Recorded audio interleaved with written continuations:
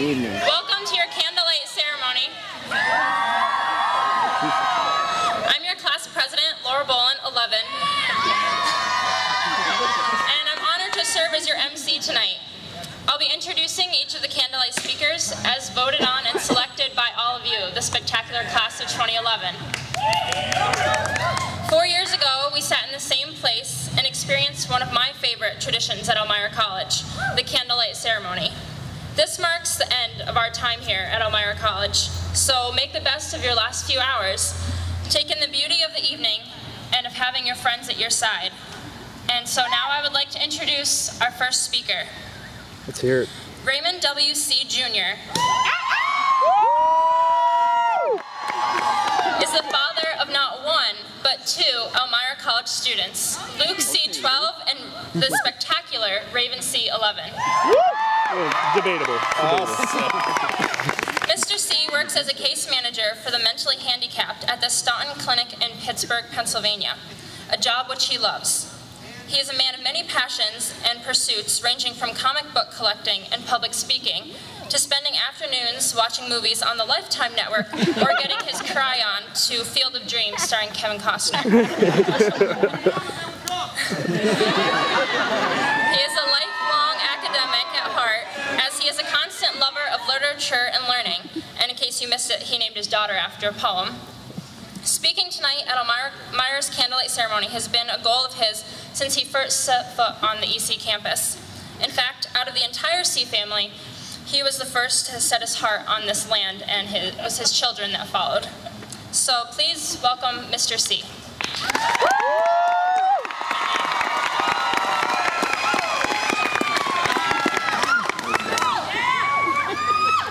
The spectacular class of 2011.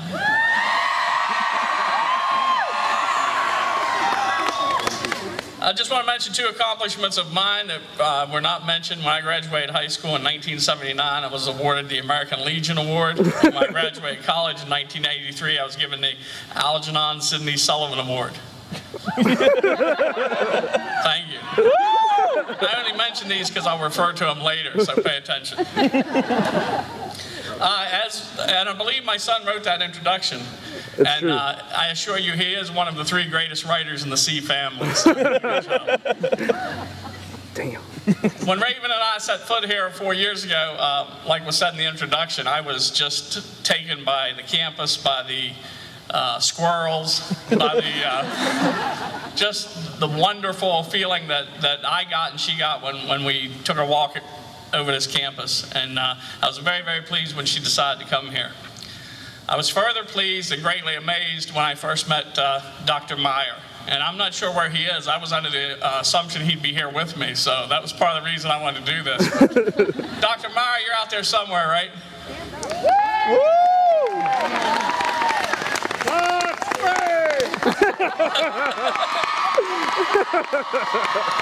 He knows how to please him.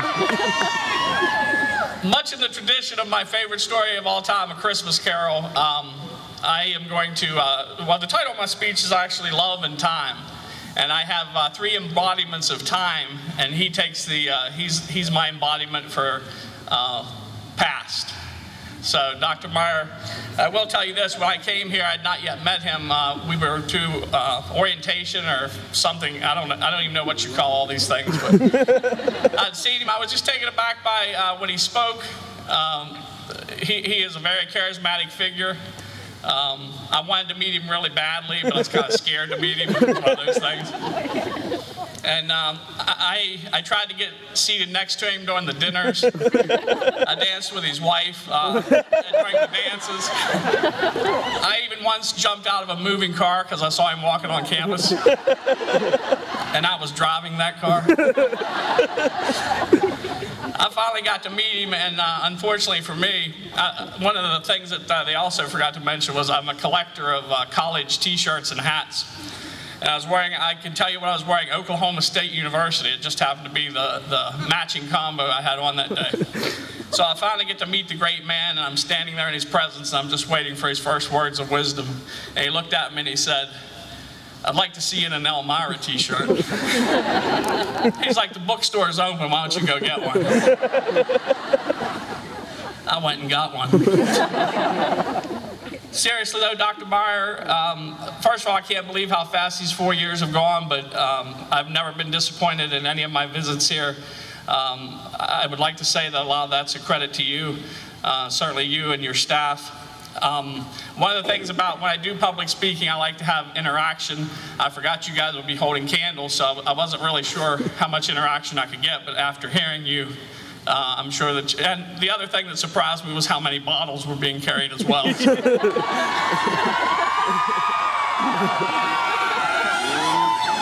That's spectacular. Could we all just give a big round of applause or a shout out to Dr. Meyer?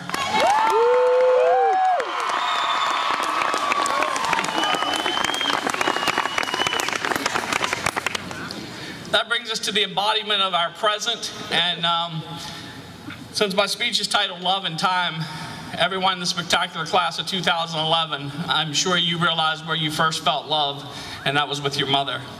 And I'd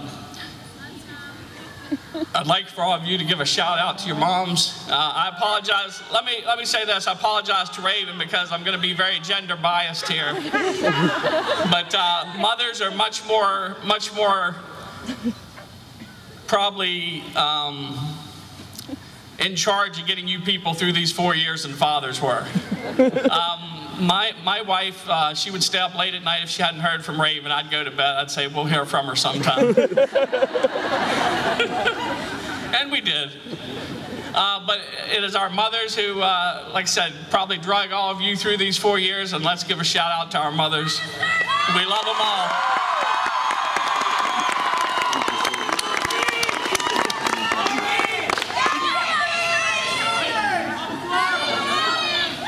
It's a lot of moms. It's a lot of moms.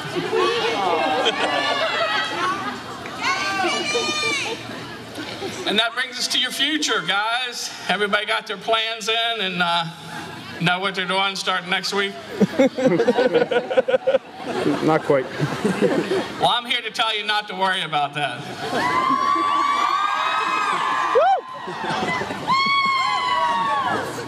We should do what we love and love what we do. We should use the embodiment of that. I'm gonna refer to Professor Michael Kiskus. He was a living example of doing what he loved. He touched a lot of people's lives. I know he touched Raven's.